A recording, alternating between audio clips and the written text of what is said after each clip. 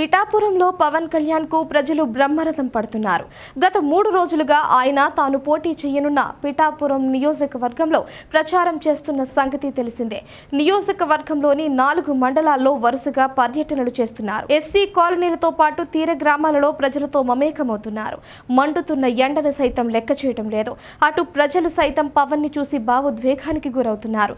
స్వయంగా తమ గ్రామానికి, తమ ఇంటికి ఆహ్వానిస్తున్నారు.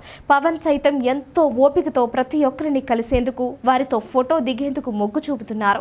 పవన్ పర్యటనకు ప్రజలు పెద్ద ఎత్తున తరలి వస్తూ ఉండడాన్ని చూసి అధికార పక్షం షాక్ అవుతోంది. గతంలో పవన్ కళ్యాణ్ తాను పోటీ చేయబోయే నియోజకవర్గానికి ఇంత ప్రాధాన్యం ఇవ్వలేదు.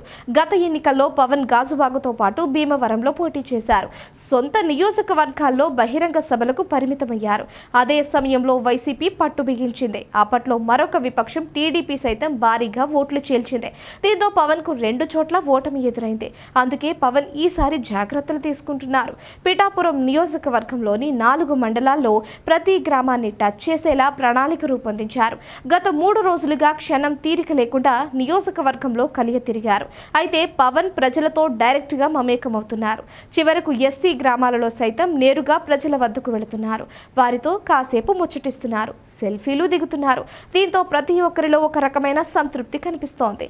పవన్ కు ఓటు వేయాలన్న ధ్యాస ఆయనకు తప్ప మరొకరికి వెయ్యమన్న మాట వినిపిస్తోంది.